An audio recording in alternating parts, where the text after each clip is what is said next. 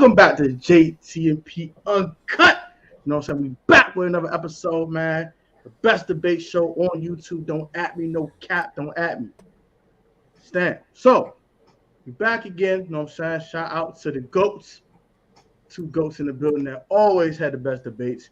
There's Skip and Shannon got nothing on these two. You know what I'm saying? So, we're going to get right into it. We're going to waste no time.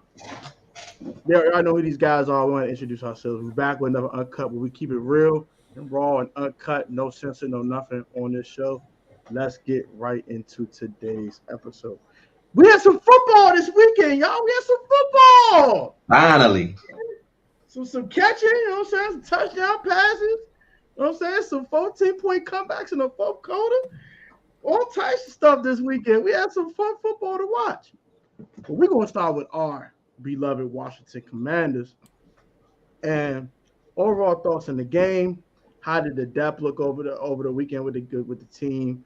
Second and third teamers. Also, thoughts on Carson Wentz. And we'll talk about a certain player in a little bit after this opening tap. But we're going to start with Jeris on this one, man. What's your thoughts on the depth of the team and your overall thoughts in the game? The depth on the offensive side of the ball is fine. The depth on the defense is absolutely trash. Horrible, terrible, abysmal. We are in trouble. If anybody gets hurt, if any of the starters gets hurt, we are screwed. You might as well go ahead and rank that defense bottom five. We have nothing. Okay. Daniel Wise showed something on one play, but that's one play. Fedarian Mathis made a play, but he hasn't shown me nothing that was worth the second round pick at all whatsoever. I have no problems with James Smith-Williams. Casey Toohill bit so hard. Yeah, he bit so – he was supposed to keep outside contain, but instead he bit. That pissed me off. And then the corners were horrible. Okay. Danny Johnson, I tried. I'm good. Okay. I don't know who else they had out. It's a bunch of nobodies at corner. Derek Ford is absolutely horrible at safety, like I've been saying. And Percy Butler's also trash at safety, like I've been saying. The depth is terrible on defense. And that's scary because we already got Chase Young down. And we lose one more piece of – and God forbid if we lose a linebacker, Cole or Jamin. Then it's really over. But the defensive depth is absolutely terrible. The offense depth I'm fine with. We got pretty much respect on the offensive end. But the defensive end is definitely scary. We need some help. Thoughts, bro? Overall, I guess you could talk about – I thought the first team offense, they looked okay. Obviously, we'll talk about the Gibby fumble, but 10 for 13 for Carson Wentz. I thought that was good. I'm more worried about the starting defense because Carolina's offense was really moving the ball at will until the third drive, and we finally did get a 3-and-out. But the first two drives, we did not look good at all. If it wasn't for the fact that Baker Mayfield fumbled a snap, that first drive probably should have been a touchdown. And then they had the second touchdown by Sam Darnold over Kendall Fuller. And we pretty much had all of our starters in the game, and they were running it up the gut with CMC wasn't in the game. And I don't even think it was Chuba Hubbard. I think it was somebody else. It was Chuba Hubbard. It was Hubbard. Oh, was it Hubbard that was getting the original carries on that game? But yeah, it was him. I'm just double checking. But anyway, because he had 4 carries for 11 yards. Maybe it was him. It could have been the Spencer Brown guy too, but maybe he came in later. But either way, it was not a good performance from the starting defense. Now, you can say, all right, they weren't game planning, and the offense is going to have an advantage in that sense because they know what plays they're going to run, where the defense, if they're not game planning, they don't know as much. But Kendall Fuller got beat on that crossing route with the guy coming into his zone and did not get in position. It was a great throw by Darnold, but it was not great positioning by Kendall Fuller either. But the middle of the field was wide open pretty much the first 3 drives. It was really concerning to me. So I'm more worried about the starting defense rather than even before we get into the depth. Now, of course, you can joke about how bad David Mayo looked. I mean, he looked silly out there. God, that's John Bostic. Bring back Bostic. That's how bad it was. He's a New Orleans Saint. We can't do that. Never bring back Bostic. Never bring back Bostic. We just throw new bodies out there. Do something. Jamin Davis, though, he was not stuck in mud. There was that one play where he actually attacked and busted a fullback in the hole. That was nice to see because last year, I mean, he would barely move from his starting position, it seemed like, and he had no idea where he was supposed to be, but he looked like he was starting to fit into some holes, so hopefully that's good. But coverage in the middle of the field was a huge problem. And then going to the depth, like Jeris was talking about, the Percy Butler, I mean, I guess he was in good position, but he should have had a pick. It hit him right in the hands. Matt Corral did not look too good. He went 1 for 9 on the day. So I don't know. I'm not too thrilled with the defensive side of the football, but it's one game. I'm not going to freak out, but it is what it is. Okay, I got you guys on that one. I'm sure replying to people's comments, so we can move on to the next topic. All right, let's just get right to it, man. We're gonna waste no time. Antonio Gibson did it again. He did it again. He put the ball on the carpet. He put the church's money on the floor. He did everything under the sun. He dropped the money in the club when he wasn't supposed to. He did everything that equates to a fumble because he fumbled the darn football. So 6 fumbles last year, you guys already know, 4 lost, and now he fumbled in his first preseason game in his new name debut. And Brian Robinson showed some good things. A couple good carries, touchdown run, a nice little celebration. My man looked strong as a mug, and he caught a pass on the screen, got up out of there. Bop up out of there, a little quick move. Got about it. One Gibby, not super fast, but got it done. So the question is, how long does Antonio Gibson keep his job? If he still has his job, is Brian Robinson RB1, or does Gibson still has the RB1 job? And what does he have to do to retain his job? I will start with Mr. Tim for the Tim Sports Talk. Saturday I wasn't necessarily ready to say this, but upon reflection and thinking more about it, I think I'm on the train Brian Robinson should be RB1. He should be RB1 moving forward, okay? He is a true running back in the sense. Of course, Roger Smith's in the chat. He's been saying that for a while, and I've been complaining about Antonio Gibson's vision for a while, and I think that had just as much to do with 4 carries for 2 yards on the day as anything. Granted, it is only 4 carries, so it's a small sample size, but we've been seeing it for 2 years. And there was one of the plays he ran right in the back of his lineman. He fumbled again. I don't think Antonio Gibson has nearly a good enough vision to compete with Brian Robinson, the rookie. And Brian Robinson had a tremendous day the other day, Saturday.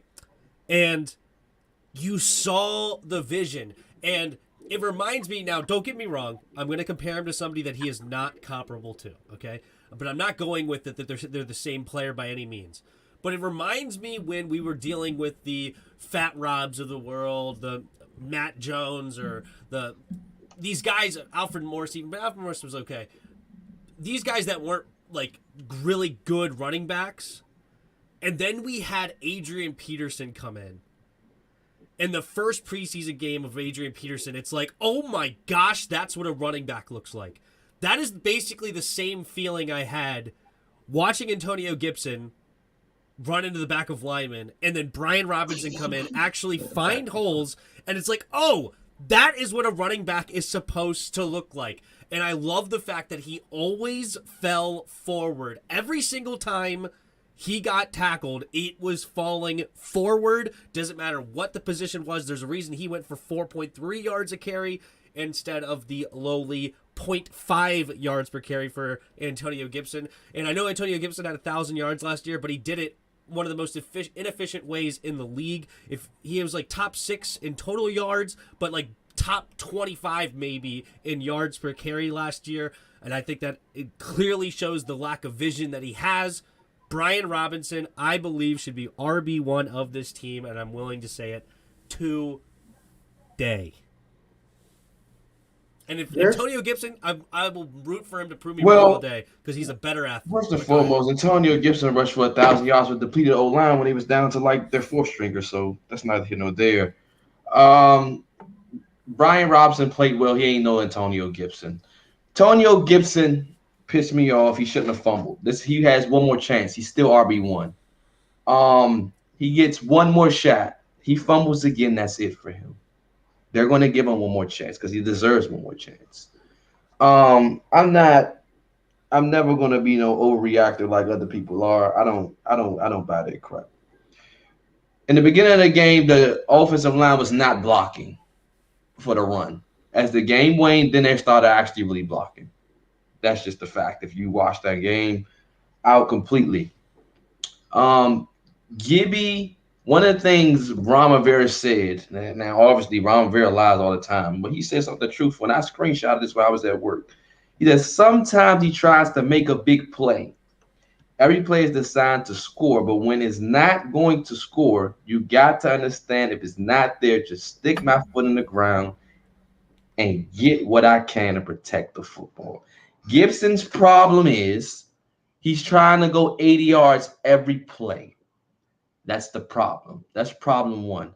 Problem two is the play calling is stupid. Because Antonio Gibson's running style, you have to get a running back like that out in the open space, not consistently running it up the gut. Get him out on counters. Get him some tosses. Get him around the edge. That's how you call a game for a running back of Antonio Gibson's stature. Brian Robinson is a guy that you call plays for to run it up the freaking gut like he did, which is why he had success because he's a bruiser. Now we all know also we see Antonio Gibson. He's able to be a bruiser, but that's not his play style. He can do that, but that's not his play style. So it's a combination of both. The coaching and Gibby. He needs to protect the football. Am I worried about him? No, he'll make up for it. He's still RB1. All right, so my quick thoughts. I'm always good. My quick thoughts. I already made a video about this, and I already talked about how I felt about Antonio Gibson.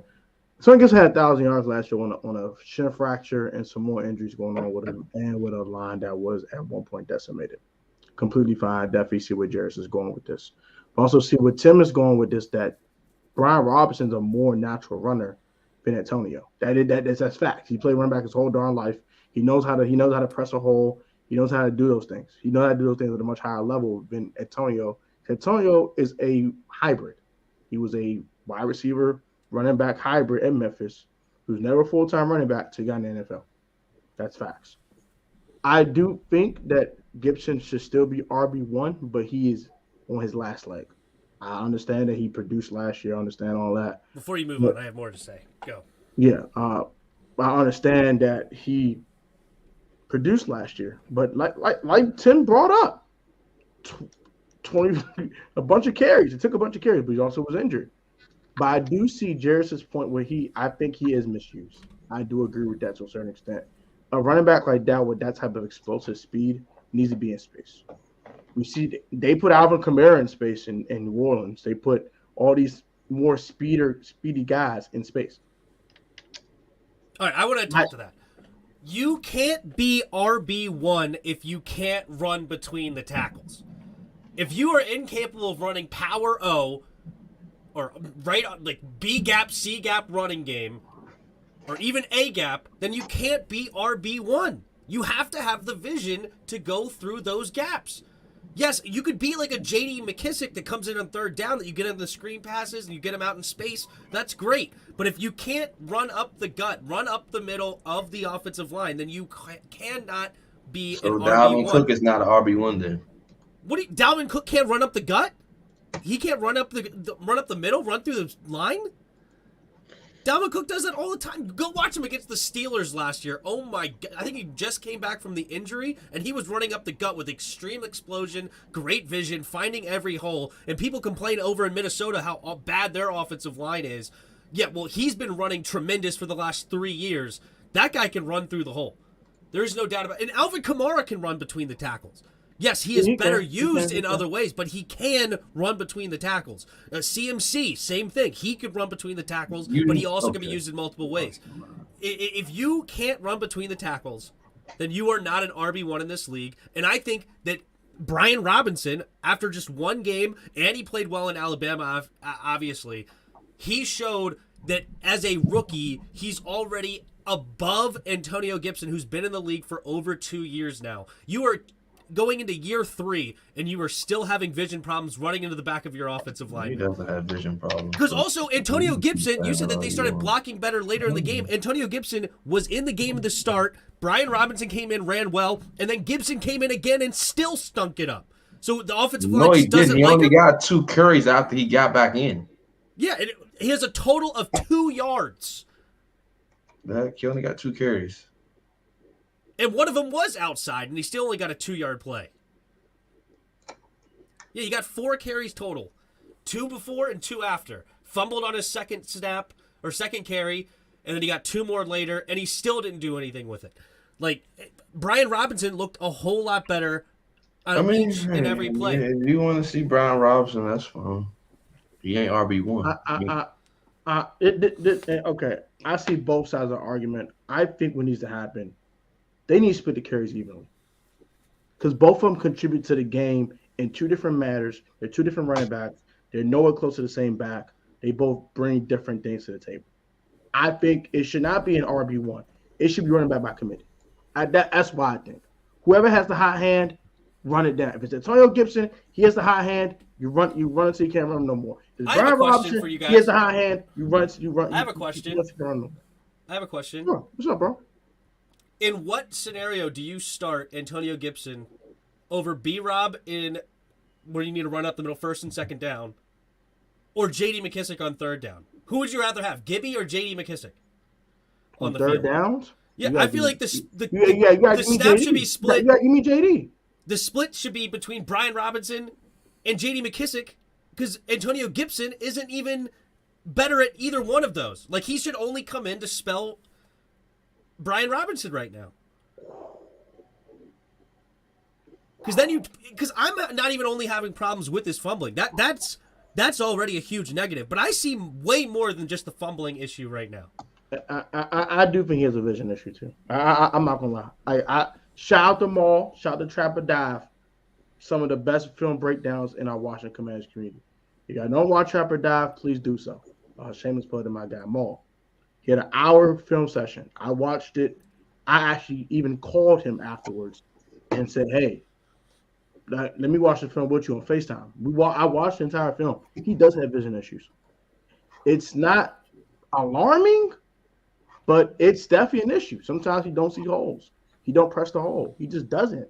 And as someone that used to play running back myself, he doesn't press holes. I see it. He doesn't. Sometimes he does. Sometimes he doesn't. So, Jeris, go ahead and answer that one. Would you want? I'm not answering anything. Gibby's RB1. I'm not worried about him. So the only reason that you're worried about him right now is the fumbling issue. Everything else, you think Gibby is great. That's the only problem I have with him. All right, we'll see. We'll see. Tim won everyone else 0. I think he should split carries right now. I think Antonio needs to prove himself. He needs to reprove to the organization that he can hold on to the football. He needs to reprove that. That's just my opinion. I just feel Brian Robinson is in the lead right now, and we'll see what the team thinks. We'll see if team still puts Antonio Gibson as the number 1, and knowing loyal Ron, I'm almost positive he will. But just like he almost is always late, I think he's going to be late to this party, and it probably won't be until week 3 or 4. But unless Gibby has a miracle revelation in his mind of now I know how to let the holes develop and actually hit them when they open, I just don't know how it happens. I just don't know. Bing, bang, boom. Okay, so that was a very, very good debate there. So, thoughts on Carson Wentz's debut? Was he masterful? Was he? He was decent. He was cool. Or, man, he played too close to the vest. He played like a little B word. Okay, I'm not gonna say it on here. But he played like a little. I'm going to start with Tim because it's the next topic. All right, let's do this. All right, so my thoughts on Carson Wentz's debut. I liked what I saw from Carson Wentz overall. He went obviously 10 for 13 for 74 yards. He took what the defense was giving him.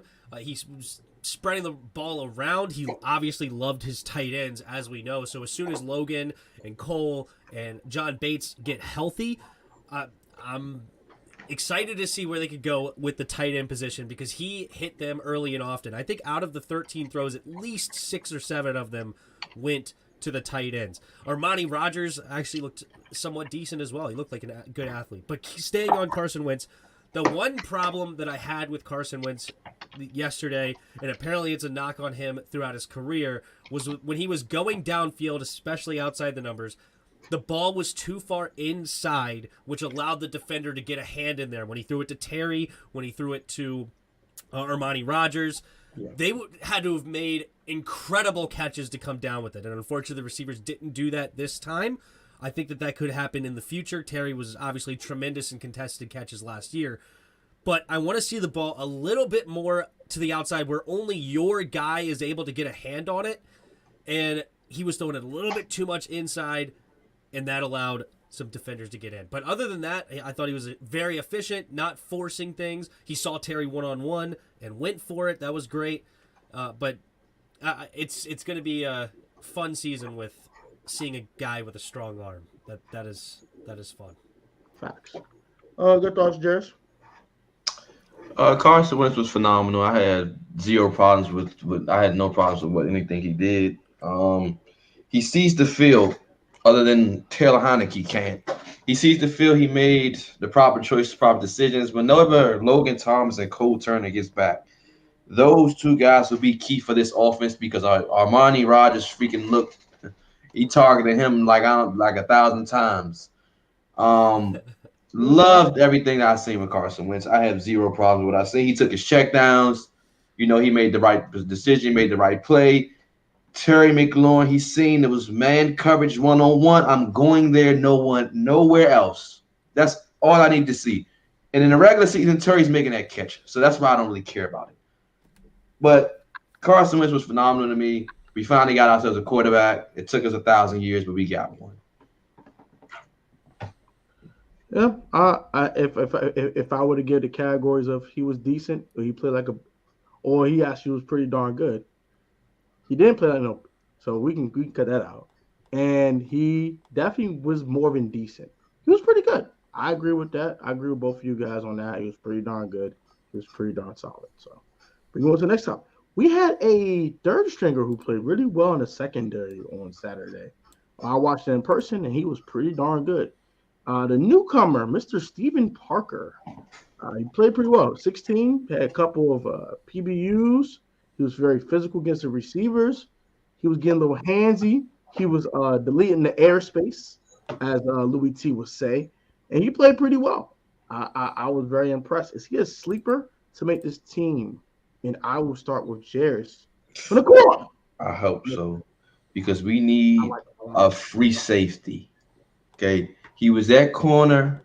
I believe that man can play free. I don't care about anything. We need a free safety. Bad. Our safety depth is trash. It's Cam and a bunch of bums. We need I was telling Tim the entire stream, I'm looking for one DB to pop off the screen. All I need is one. In 16, consistently, he can hit, he can tackle, and he won the cover. I need Steven Parker to make this roster so I don't have to see Percy Butler, Derek Forrest, or Bobby McCain on the field, or Jeremy Reeves. I need him on the roster. Danny Johnson, you can cut him too, okay? Make sure this guy's on the roster. We need him badly because he's better than everything we got. Love Steven Parker. Love him. He's this year's Toy McTire. That's what he is. I want to get Toy McTire back too. Your thoughts on Steven Parker, Tim? I don't know if he could play free safety. I don't know why.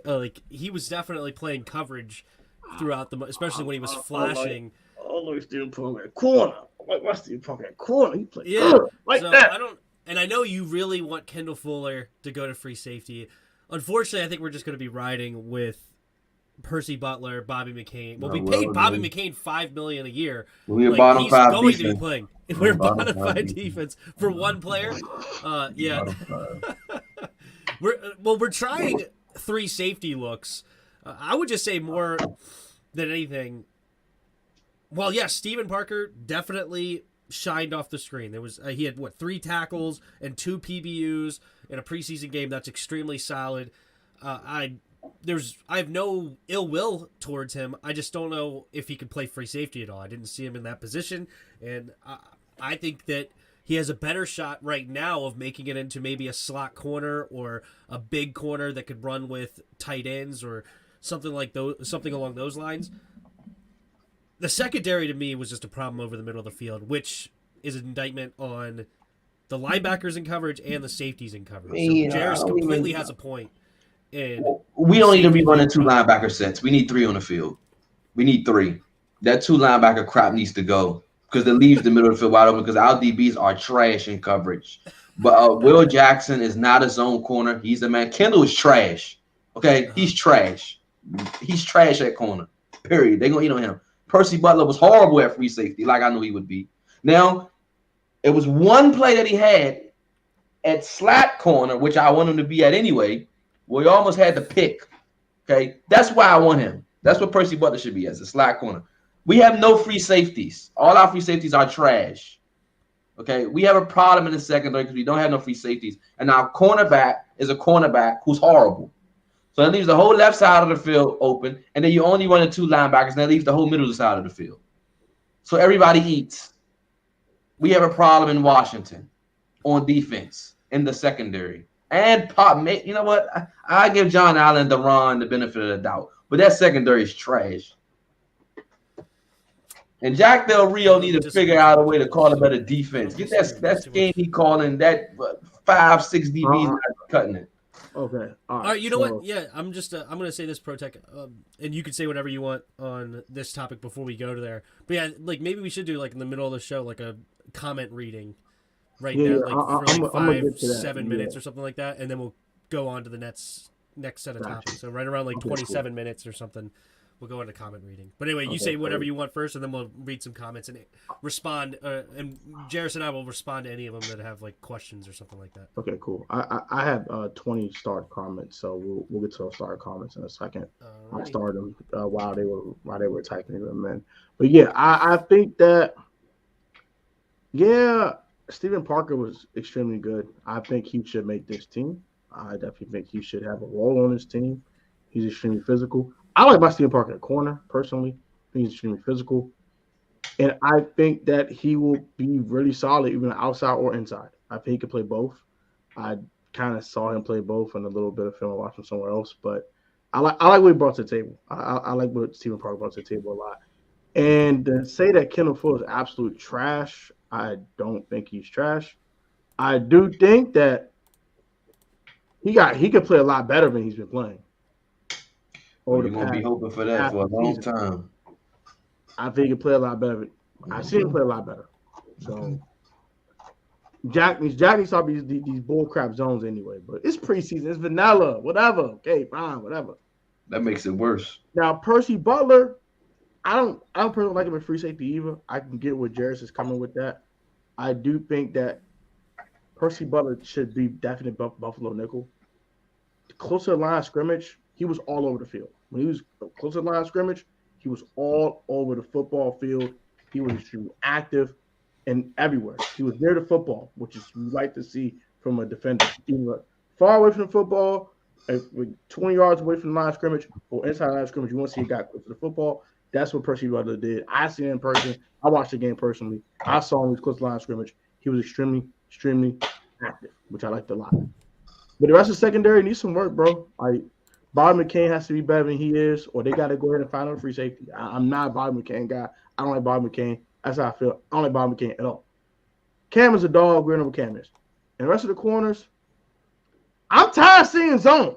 Play some man and stop being some suckers. I'm done with that. So let's get to the comment. I'm done with talking about corners playing zone. Get on my nerves. True One comments, Percy Butler's a beast. With that, my guy, your crap lead is shot down. Your lane is not evaluating talent. I think he's talking about Jeris, but he didn't direct it to someone personally. No one coming across. Yeah, Was he's it talking Kenny about on the Clark? Kendall touchdown. Nobody redirected him coming across. Wasn't Kendall's fault. Well, Kendall was, and you could address this to, or you could say that this was because of the lack of game planning, so not understanding where they're trying to go. But Kendall's eyes did not go fast enough to me, and then he was kind of stuck in mud. And we saw this last year with like the Emmanuel Sanders play against Buffalo, where he's just like, and he doesn't make any move. So that's what I didn't like about the play in particular. It's something that I saw last year and not improved on this year. But maybe with game planning, I can only knock on wood that improves. Keep knocking on that wood. Brian Robinson is RB1. I don't give a F what anyone says. That's how you feel, bro, and that's your opinion. But I don't think that Tony Gibson is going to lose. Nobody cares what you think, Protech. It's all about me and raging now. You know what? You two are leaving. I'm getting raging on this show next. No. You both so daggone mine. It's going to be me and raging agreeing. That's a great content. That's fine. Y'all can agree. Y'all can play footsies or something.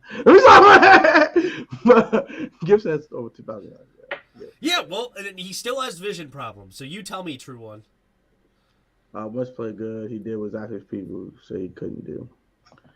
Roger with the Gibby, with the Gibby talk. Here we go. It took 2 years to see this dude doesn't press the hole or just doesn't hold on to the ball or runs up that. He does. I tell you, he won't get a contract for big money. He's good as gone. Y'all think he's gonna get past his rookie contract? Not on this team. I really don't. I mean, period. Oh yeah, he'll be on a roster somewhere, but he's not getting a big payday. He'll be on a roster. He's got too much raw ability to not be in the league. He's just, as Jeris said, he's got to be used correctly, but unfortunately RB1 is not being used correctly. He's got to be used as what Roger's been talking about, but some sort of way of just getting him the ball in his hands. Maybe he needs to be kick returner. Maybe he's our punt return, kick returner deal, except for the fact that he can't hold on to the dang football. He's got to learn how to hold on the football if he is going to last in this league. I think we have to play situational football. Shouldn't be a clear RB1.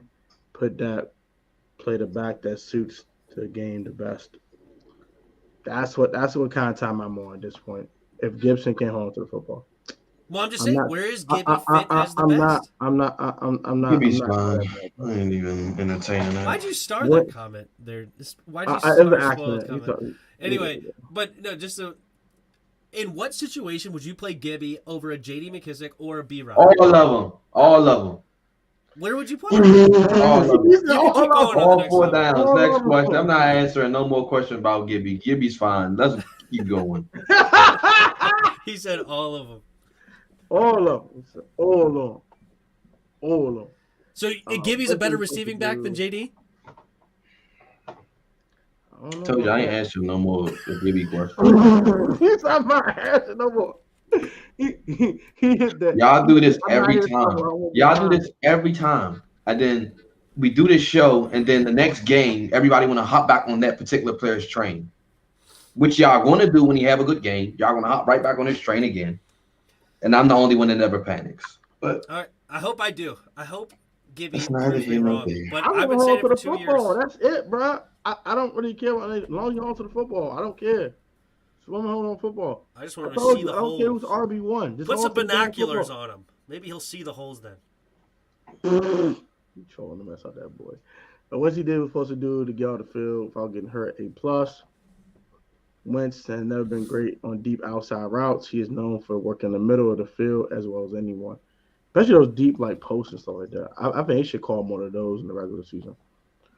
That will all get worked out though. Trying to get their timing down. Shout out to Mega for that comment. Well, I noticed from the jump from Carson, no happy feet, run through his progression. I like what I saw. I like what I saw too. It was pretty darn good. As soon as Wentz seeing intermediate routes is going to be a problem. I agree with that. Rodgers look good though. Bro, going to be a problem. Folks forgot he's playing tight end. I'm Monty Rodgers here. Right today, big one came made a fascinating point. Not to resign Carson is how so in development this season. What could we do with the actual Or that's your Nothing. cap? I said nothing. I don't. Nothing. I don't care. Have Carson eat up all the cap. Nothing. Please no. Let me put out a scenario before we just answer questions. Okay, let's put out a scenario. The Commanders go 8-9. Hypothetically, I'm not saying we are. Just listen. Because this is what this show is. I'm listening. Go ahead. Commanders go 8-9. Carson Wentz throws 25 touchdowns, 12 picks. I bet. Go 8-9. Solid year, not a great year, but solid. And we start 8-5 and lose our last 4 to miss the playoffs. Are you keeping Carson, or are you going to try to hurry up and develop how and move on? Depends on health, I guess, but like if Terry is hurt and then Curtis is not playing, but we're everyone's relatively healthy. But then absolutely we're moving on. If Carson Wentz cannot succeed with I'm firing everybody. Samuel, we're firing everybody. I'm firing everybody. Carson Wentz no is way. gone. It's no way because everybody's relatively healthy. Yeah, because it's no way. 25-12 isn't bad. That's not bad. It ain't great. But then that would mean Scott Turner's not doing his job or Ron Rivera. It would be a reflection of them, not him. If anything. I think it reflects on everybody. I think 25-12. It depends. Are people running? If people are running open and he's missing them, overthrowing them, or throwing it into bad cover, then it's not on the OC at that point. Which is what I've been saying the last 2 years. If Terry McLaurin's open every single play, not literally, but most plays, and Taylor Heineke's not finding him, that's on Taylor Heineke. That's not on the coach that's getting him open. Right? Like, Heineke, what are you doing? And so I would say the same thing with Wentz. Now, if it seems like we're not scheming anything open and we're just in a I love Carson. Pressure's all over Carson, it is and what it is. I want Carson to have an MVP season because he's my MVP. But if Howe magically ended up in the starting lineup, you wouldn't hear a peep from me. Oh, you want to hear that one thing from me? I'll be because with Sam Howe back there with those weapons, I love Carson though. I love Carson. I know Carson going to ball out this year, so I ain't even going to. Me too. I just want to put a hypothetical out there. McCain's average at best. He'll be a solid vet backup. We need to upgrade a spot. Should have been to that. We should have just called about Jesse Bates, but none of my business. All right, that's good. So shut up. All right, let's get back to the point at hand, y'all. All right, I just want to say this real quick. So yeah, if you want your comment read during that comment reading situation, either you're gonna be something interesting that Protech has said, or you could do a super chat in the future, and we'll make sure that your comment gets read in that situation, and then Jeris and I will answer any question if you super chat in. But anyway, thank you, Protech, for reading those comments, and let's go ahead and keep on keeping on. Let's keep on keeping on. Rookie quarterbacks. We had a lot of them play. A lot of them looked solid. One looked horrible. Matt Corral was absolutely horrible. But outside Mr. Corral, we had some decent performances. We had Desmond Ridder out there throwing game-winning touchdown passes. We had Sam Howell out there orchestrating 14-point comebacks in the fourth quarter. Kenny Pickett completing his first 10 passes without an incompletion. Bailey Zappi throwing some nice passes in the Patriots debut. And Malik Willis going 6 for 8 for 6 for 11. 6 for 11 for 120 yards, 140 yards, something like that. Yep. He threw a 50-yard bomb. He did some good things, and he ran the ball well. So I want you to grade each of these guys' performances A. Oh, and Corral's an F. We're not going to waste our time on Matt Corral. He's absolutely awful. But the other guys, you can grade them A through F if you like, or you can go ahead and rank their performances 1 through 5 because I'm not counting Matt Corral. I'm sorry, that's not. He's an F. He's at the bottom. He's 6. Let's just count 1 through 5. I will start with Jeris here. Starting at 5, Corral. Give him a good, big, fat, juicy F. Yeah, he's the sixth guy on this list. So he's Also, who? Okay. You're grading between Ritter, Howe, Pickett, Zappy, Willis. Hold on. Zappy 5. God dang. I'm gonna give Zappy 5. I'm gonna give Willis 4. I'm gonna give. God dang. I'm gonna give Pickett. I gotta put Howell at 3 because we lost the game. So Howell at 3, Pickett at 2, Ritter at 1.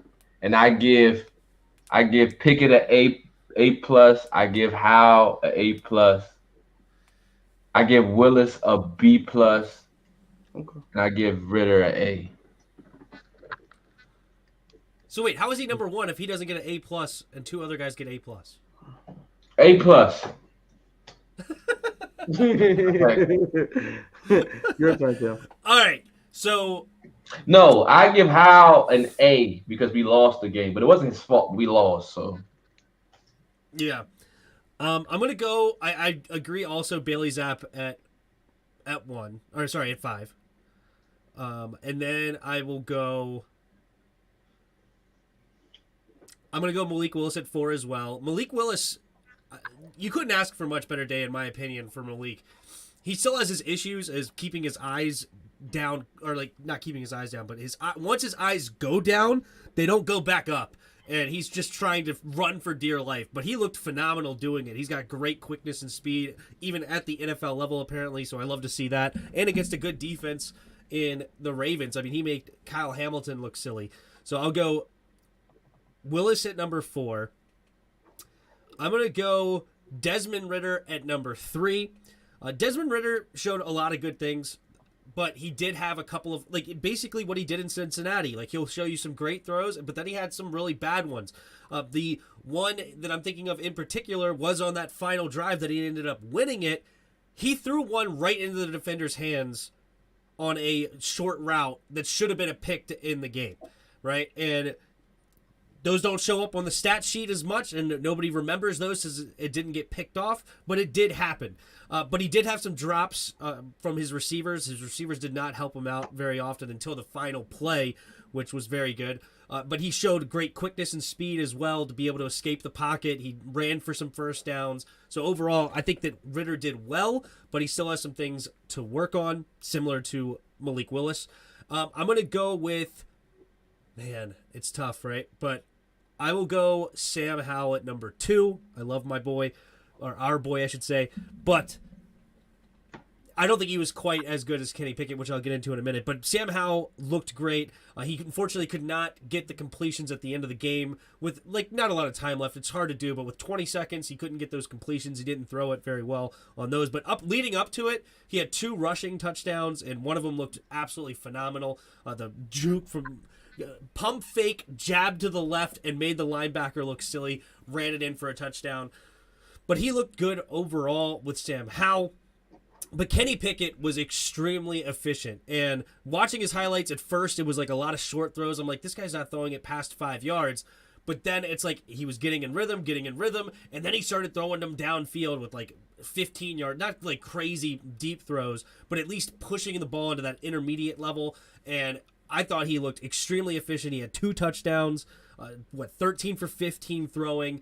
But the problem is that I'm surprised that Kenny Pickett right now is their 3rd string. Mason Rudolph got in there before he did. I would have liked to see him against the number 2s instead of only against the number 3s, because I thought he was the most NFL-ready quarterback coming in. I don't think he was the highest ceiling guy, but the most NFL-ready, and I thought he showed that against the number 3s and number 4s and number 5s and so on at the Pittsburgh against Seattle, who already doesn't have a great defense, and now he's going against their 3s and 4s. But overall, Kenny, number 1, Sam, number 2, Ritter, number 3, Willis, number 4, and Zappy, number 5.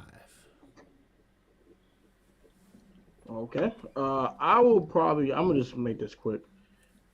Zappy 5, Willis 4, obviously.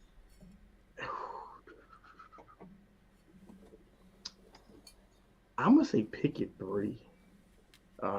He started off hot, but it's a lot of dick and dunks and stuff. I wasn't. It was solid, but I wasn't too impressed.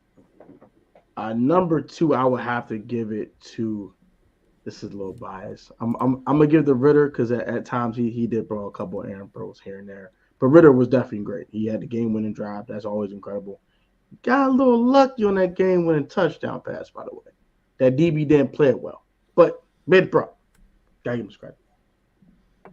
I'm gonna give Howell 1, bro. I'm sorry, you down 14 in the fourth quarter with a bunch of bums. No offense to them dudes. Outside Daxman, a bunch of bums. And he went out there and did his thug easy. He said, "All right, cool. Give me these third stringers. All right." We got Kelvin Harmon out there not catching passes, catching them out of bounds and grabbing it afterwards. Got food. That was a hell of a throw. You weren't gonna get no better throw than that. Through the defender. That was a throw.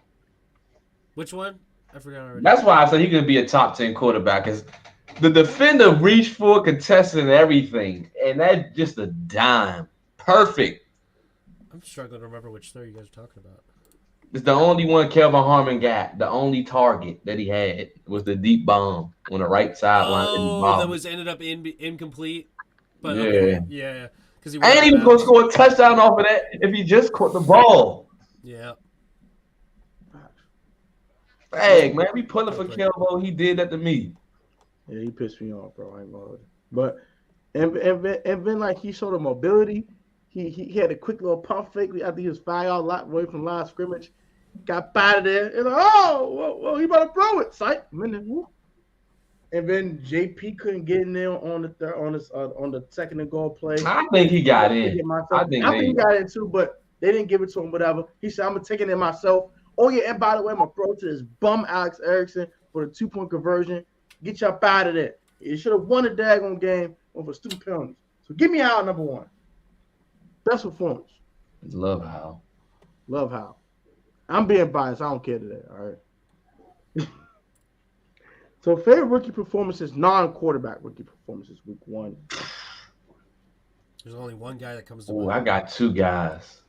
Please, I will start with Tim. Because I ain't start with Tim in a little bit. The guy I wanted so bad. Pickens. I wanted him so I knew you were going to say bad. George Pickens. I knew it. And George Pickens comes out with 3 catches, 43 yards, including a toe tapper in the back of the end zone. And meanwhile, we don't get nothing from Jahan. It just hurts my soul.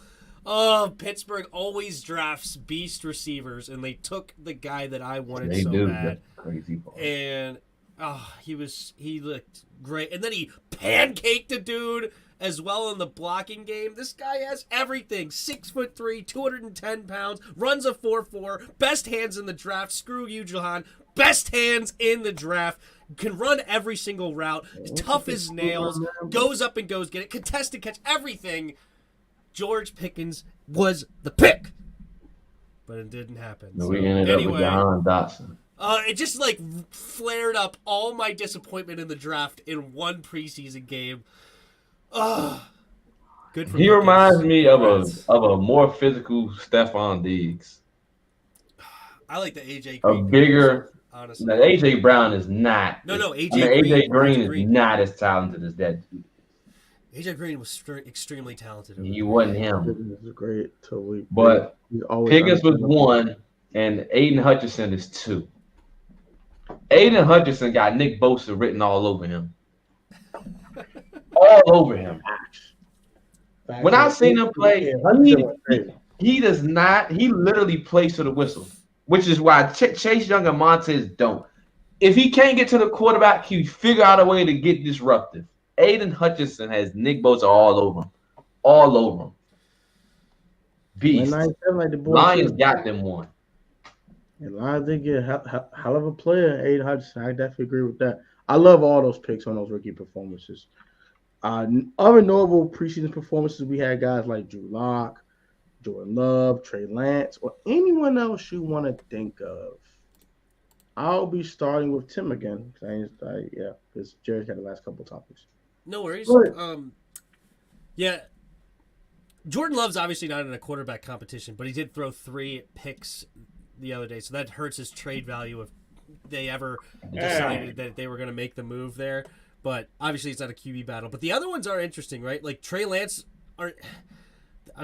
is Jimmy G's not staying, but then they have Nate Sudfeld, Brock Purdy. So again, not a QB battle, but he looked great with 4 for 5 with a nice deep bomb over there. So good for Danny Gray.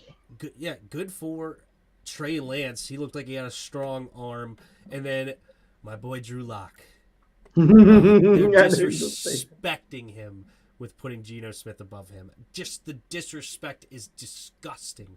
Okay, but 11 for 15, 102 yards, and 2 tugs for our boy Drew Lock that I'm such a big fan of. I want to see him get the opportunity. Please, Pete Carroll, give Drew Lock the reins. Geno Smith is trash. He sucks. He's not your future. He's not your present. He's not your past. Nothing. Drew Lock has that potential. Give him an opportunity. Maybe he'll stink it up, and maybe Tim will be wrong. But good night. Geno gives you nothing. Not a veteran presence that is going to give you chances to win. Nothing. He is a waste of your time. Give the ball to Drew Lock. You heard it here first from Tim from Tim Sports Talk. Drew Lock. Jeris. No way. Did Leo Chanel really have a great game? 7 tackles, 2 tackles for a loss? Yep. Yes, he did. Oh, they're going to drive me up a wall. I'm going to drive you up a wall. I'd say they're not rookies, but Sam Ehlinger. For the Colts? Love the guy. He continues to show me why he should be the starter over Matt Ryan. And Brock Purdy. Ooh. Brock Purdy for the freaking Niners, I love the like. Every quarterback that I like, or every player that I like, they end up being good. Brock Purdy should be the backup quarterback. To me, he reminds me of Kirk Cousins. Not the play style, but how he ended up in the starting lineup. RG3 got hurt. Brock Purdy, if Trey Lance gets hurt for a significant amount of time, Brock Purdy can ride that ship and end up being the next Kirk Cousins. I believe that. Shout out Brock Purdy. Good for Brock Purdy. But it's Sam Ehlinger, 10 for 11, 88 yards, 2 tugs. Yeah, Sam Ehlinger was definitely solid, for sure. Respect. He was pretty darn good. I like it. So those are the performances, Jeris? Yep. Okay. So our second to last topic of this evening, we're going to talk about the NFL Top 100. I'm about to curse. Lord, please forgive me. But the Top 100. The top cap 100. I'm going to call it cap. Mm-hmm. We had a showing in the top 100 so far, which is Jonathan Allen. But he has made they spoiled that there are no more Washington Commanders on this list. There's a notable one that just got paid that is definitely a top 12, 10-ish receiver in the league, and he was not on the list. We had guys like Odell Beckham above him, Mac Jones, for goodness sake, Mac Jones. Jalen Waddle, and a bunch of other guys that need to be, especially Odell. Kyle Juszczyk, guys like that should not be on this list over Terry McLaurin. So, what are your thoughts on the top 100 list? Y'all think it's a bunch of cap? Y'all think is a hatred toward Terry McLaurin around the league? What are your thoughts on it? And I'll be starting with Jeris this time. It's a hatred. I mean, there's no reason. Like, this guy has nothing. He's literally the face of a franchise. He has the most contested catches in football. Like, I don't combine the last 2 years. How do you get Jalen Waddle ahead of him? How CeeDee Lamb? How Kyle Juszczyk? Like, how Russell Wilson? How? He missed half the season. Why is he even on the list? He was trash. This doesn't make any sense to me. I mean, the players are idiots, all of them. I hope they see this. You all are idiots. It just makes no sense how Terry McLaurin misses yet again. It just makes no sense at all whatsoever. But CeeDee Lamb gets in. How? Where? And then Odell didn't come to the middle of the season with 500 yards receiving. Really? So I can go out there and get fouled, and I'm a top 100 player. Darn Really? it, you took what I was going to say. I literally had his stats highlighted, and I was going to say name this player. 44 catches, 537 yards, 5 touchdowns last season is literally in the top 100 over Scary Terry, who was the 7th receiver, according to Madden, the 7th highest rated receiver, right? So, like, he's getting some notoriety some other places, but now for some reason this NFL top 100, the fact that Mac Jones is on this list is an absolute joke.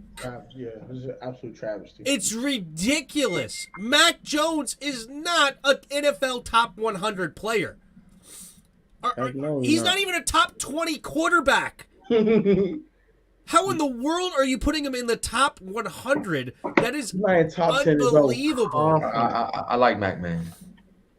I don't hate the Mac man, but he's not a freaking top 100 player.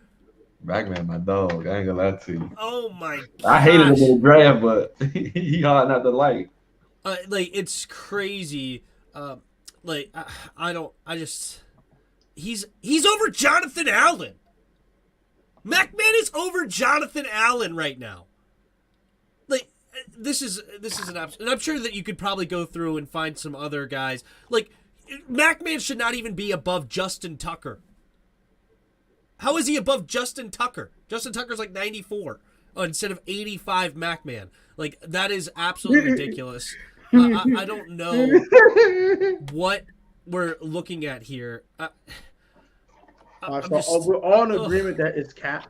Like, it's complete cap. Like, okay, also, like, not enough players vote on this crap, and like, they only get to pick the top 20 players, and some people pick guys like Marlon Mack in their top 20 of the NFL or something. Like, they revealed one of them, like one of the players' top 20, and Marlon Mack made the list.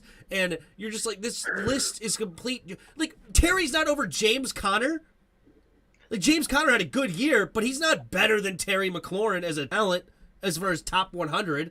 But and to his point, like, I don't. If you're doing it by season, then OBJ and Russell Wilson are not above him. If you're doing it by talent, then there's so many other guys on this list that are not above him. Like, there's literally zero reason other than the list is stupid and like, oh, the players vote on it. Which players voted on this? How did they vote? And like, I don't buy that the players don't view Terry McLaurin, who got $24 million a year, is not somebody that's worth being on there over Mac Jones.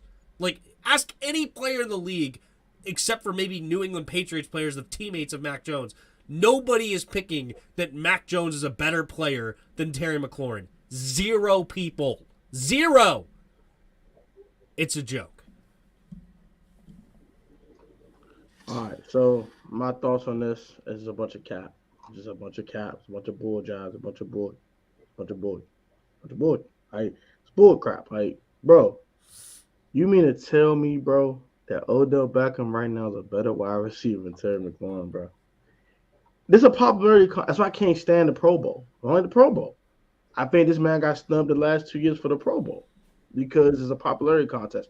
Oh, Odell, my homie. I'm going to vote for Odell. Odell, my man. That's gang. That's my man. No, stop letting these players vote, bro. It's kind of same to the next thing. Should they switch the voting system? So they let beat writers vote for this? Because I think no, because Terry definitely probably ain't gonna get in. He don't get with the players. He ain't gonna get in with the beat writers neither. They gonna do it. They gonna vote. They gonna vote for anybody. Anybody they like. Anybody they like. I think he gets in with the beat writers. I disagree. I just don't take. Honestly, I don't even take stock in that crap. And how you put Russell Wilson? It's a joke. How's Russell Wilson that high? He was trash last year. He missed like 30 games. Like, come on. How? It was like 30 games. Like, that make no sense. Kyle Juszczyk is a top 100 player. Fullback. You're the best fullback in football. Come on, bro. I mean, he's not top 100. Darius Slay is a top 100 player over Terry McLaurin. We all see what Terry do to him every time. Yeah. Let's go play 1-on-1 real quick between Terry McLaurin and Darius Slay, and see who comes out on top. He cooked him in his rookie season. He cooked him in the sophomore campaign too. Oh my goodness. And got him together last year on the deep ball. But yeah, enough, bro. I'm tired of this top 100 is a bunch of cap. It's a bunch of bull jive. It's just retarded. I'm absolutely done with it. It's just a bunch of cap. I'm sick and tired of it. So, NFL power rankings. Who are your top 5 teams after preseason week 1? I know a lot of teams didn't play their starters, so we can't really gauge some of these teams, but we know what these teams are. Let's start with Jeris from the Gold. Yeah, we're gonna do this every Monday show. Every Monday. Yeah, every Monday we're doing another one. At 5, I'm putting Rams. At number 4, 5? Rams at 5. Okay. 4, I got Pittsburgh. At 3, I got San Diego. At 2, I got Buffalo. And at 1, I'm going to have to go with Washington. He's trolling, bro. I'm not trolling. I'm going with Washington all the way. Can't what nobody say. He put Pittsburgh in his top 5. That is your turn, Tim. Phenomenal. Okay, I may as well, since Jeris is doing that, I may as well say the Detroit Lions, the Chicago Bears, the Seattle Seahawks. No. Okay. For real, the real list. Okay. Number 1, I'm going to go from 1 to 5. Because I feel like that's easier. Number 1, I got the Buffalo Bills. Number 2, I got the Rams. Number 3, I got the Bengals. Bengals. The Bengals. The Bengals. Number 4, I got... This is where the toughness comes in. You have 5. What? Oh, no, I only got 3 so far. I got Buffalo, Rams, Bengals. And then number 4, I'm going with... I'll go with the Chargers. I like the Chargers team. Chargers have a lot of talent. And number 4, I'm going with them because they had a great day. And they actually do still have a lot of talent. I'm going with the Arizona Cardinals. They were the last team to be undefeated last year. They had 36 points this last week. I think they're an interesting team, and I'm going to throw the Cardinals in there. I'm going to let some preseason influence me a little bit. The Cardinals. Spicy, okay. Number 5. A little spicy, okay. Okay. Number 1 is the Rams until somebody usurps them. Okay, period. They're Super Bowl champions. Too talented. Period. Number 1. That. Number 2, no one circles the wagons better than the Buffalo Bills. Number 3, the Los Angeles Superchargers. Number 3. Number 4, got the Kansas City Chiefs. Oh, you lost your mind. You must have drunk something. They just lost to the Bears. And number 5. Number 5. It's the Chicago phone and best. I'm sorry. Yeah, all right. Have a good day. Have a good day. It is the Indianapolis. They mid. They're not good. They mid as hell. Get them out of here. But on the real note, number 5 for me, because it's actually kind of low-key tough. I ain't going to hold you. I'm going to go with the Baltimore Ravens. That defense is stout. Lamar's back. They're a wild card. They're the X factor the whole league, bro. If they can stay healthy and if they call more plays for their freaking receivers, they can take it. They can take it. And that's my wildest card out of the whole league is the Baltimore Ravens. They secondary is ridiculous. Now, Marlon Humphrey was trash last year. He was getting whooped all year, but I don't expect that this year. but they secondary is nasty. Nasty. Okay. I can get out of that. But all this Dallas talk, y'all, that's cap. Get out of here. Sleeping on Denver, I'm not mad. Denver got a shot, but they got a shot. I just think the Chargers they just got too much. But Denver got a lot too, especially with their defense. But the Chargers is too. And I don't really believe in the Raiders that much, but I do believe in Max Crosby. So I don't know. But the Chargers has got too much talent. Too much. Tim, are we sleeping on Denver, Tim?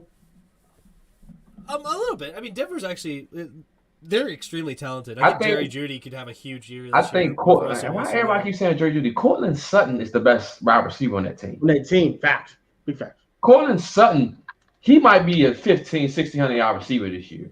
Okay, good. But it ain't like Jerry Jeudy ain't gonna freaking come up. He has to stay healthy though, because he does have like problems with staying on the field. But Cortland Sutton's a freaking animal. Jerry Judy's a freaking animal, though. I mean, that's a couple of nice receivers there that they have. And they still got Devontae Williams. Yep. They still got Melvin Gordon. So I'm not sleeping on the Broncos at all, and they still got a beast defense. But I just think the Chargers are the best team in that division. But it's just, will Brandon Staley screw them like he did last Brandon year? Staley's fine.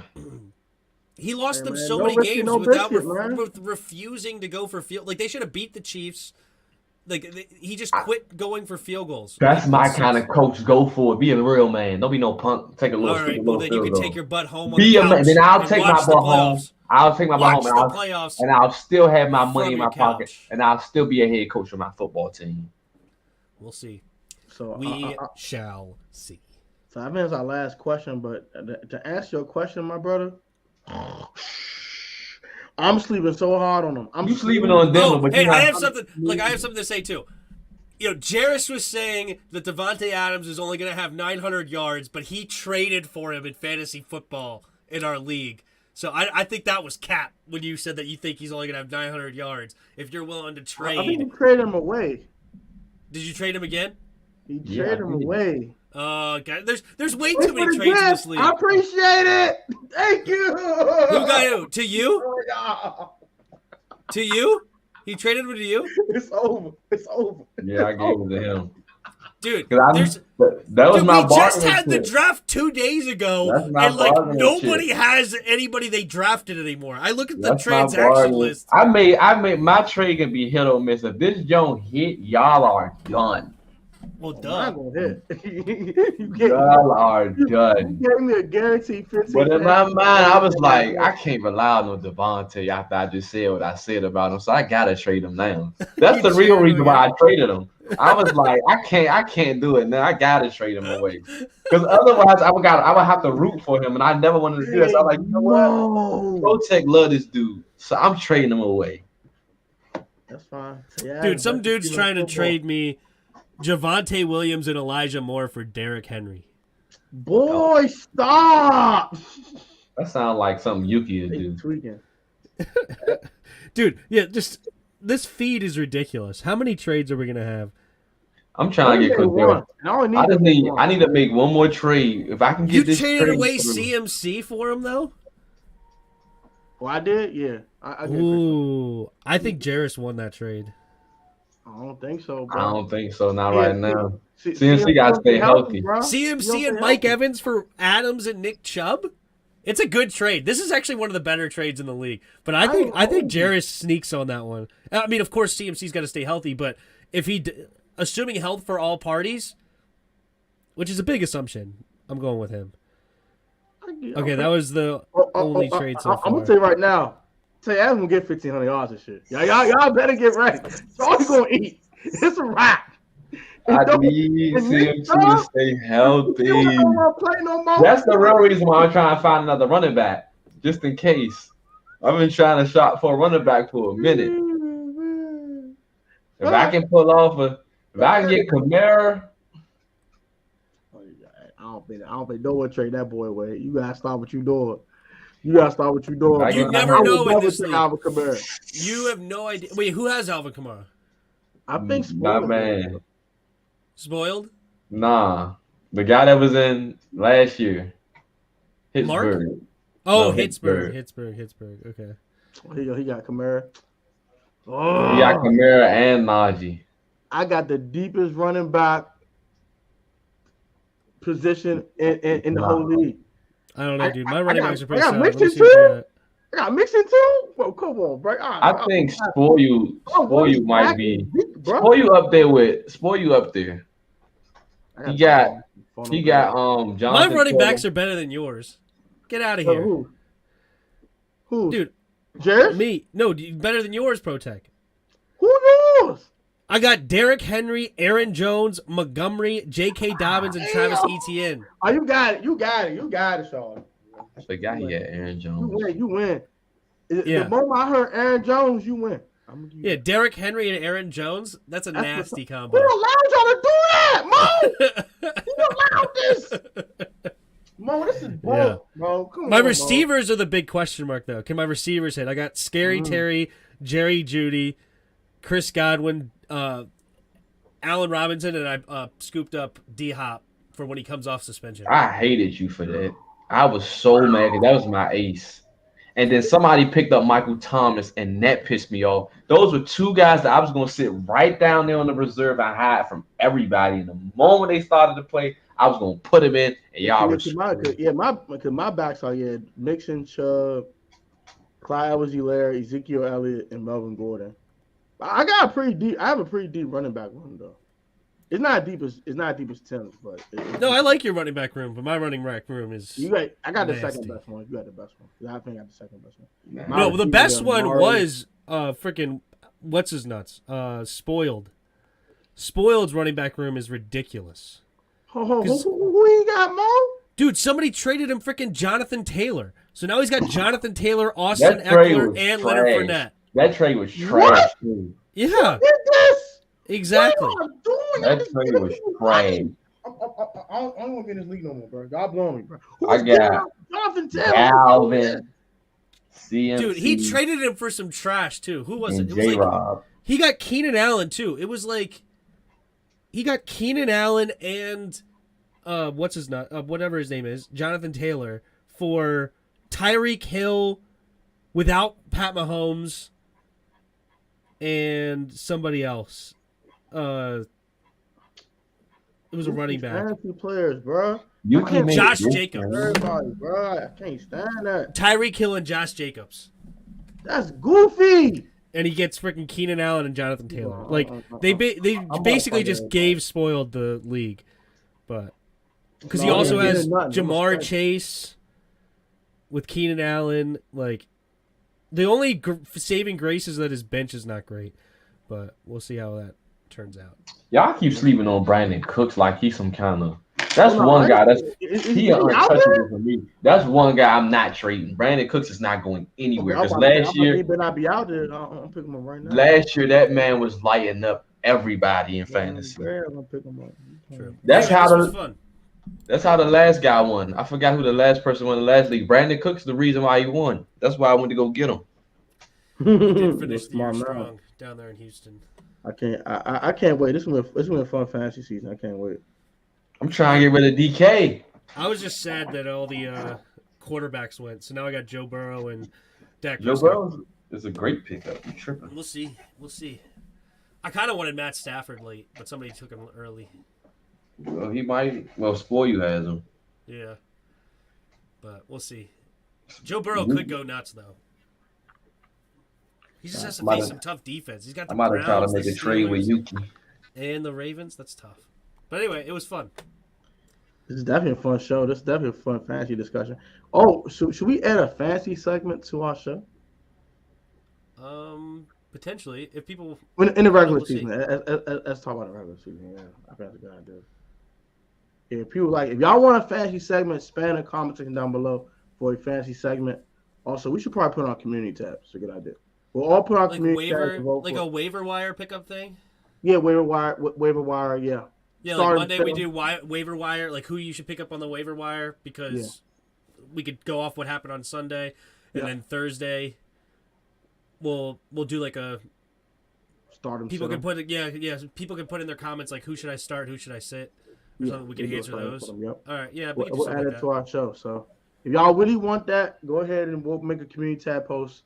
Leave it later on tonight or tomorrow, and we'll go ahead and do that. So you guys can go ahead and vote on community tabs. But yeah, man, this is JT&P UnCut. Shout out to the GOATs, Tim and Jeris going crazy. This has been one fun show as always. Always good hanging out with my guys. And we're going to hang out in person again very, very soon. I got some plans for us all hang out, and it will be dope vibes. But until then, like, comment, subscribe to all our channels, and also subscribe to the JT&P UnCut channel. Jeris has some more content on the way for that channel.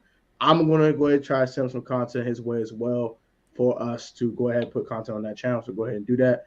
Appreciate you guys. Guys, be easy, be safe, stay healthy, and stay blessed. And we'll catch you guys on the next video. Peace, love, and blessings, y'all. And as Tim would say, see you.